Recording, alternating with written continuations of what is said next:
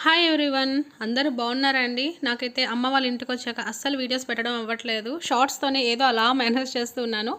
మా ఇంటి ముందు ఇక్కడ ఒక పెద్ద జామ చెట్టు ఉంటదండి. ఇంట్లో దిగేటప్పుడు అంటే ఇంట్లో దిగాక ఒక 6 మంత్స్‌కి అట్లా ఇది వచ్చింది. మేమైతే ఎవరం వేయలేదు.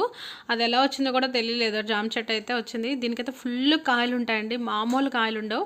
కింద నుంచి డాబా పై వరకి వస్తాయి. మా డాడీ ఏమో ఆ పళ్ళుని అయితే తినలేరు. ఎందుకంటే కొంచెం పళ్ళు నొప్పి ఉంటది కదా! నెక్స్ట్ ఏంటంటే చాలా ఎక్కువ కాయలు వచ్చేస్తాయండి. మరీ రోజుకొకటంటే తినగలం గానీ, రోజంతా 10, 15 కాయలైతే తినలేం కదా! పైగా ఇంకోటేంటంటే స్వీట్‌గా ఉంటాయి అండ్ చాలా పెద్ద కాయలు. మేమేమో దగ్గరుండేది లేదు. చాలా దూరం ఉంటాం కదా! తమ్ముడైనా, నేనైనా, చుట్టాలు ఎవరైనా సరే జామకాయల కోసం అంత డబ్బులు ఖర్చు పెట్టుకొని రాలేము కదా! సో, ఇక్కడ ఏం జరుగుతదంటే పిల్లలు స్కూలుకి వెళ్ళిన పిల్లలు ఆ రోడ్డు పై నుంచి వెళ్తుంటారు కదా! ఏదైనా చిన్న ఆవులు గానీ, ఏవైనా ఉంటే అవేంటంటే తినేస్తాయనమాట జాంకాయల్ని. ఆవులేమైనా తింటే ఏమనరులేండి మా డ్యాడీ.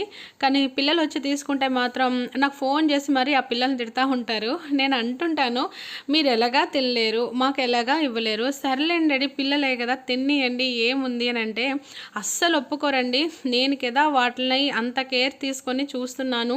నీళ్ళు వేసి పాడైపోతే అవన్నీ క్లీన్ చేసి అంతా చేస్తున్నాను. పిల్లలు ఎందుకు తినేస్తారు జాంకాయల్ని అని.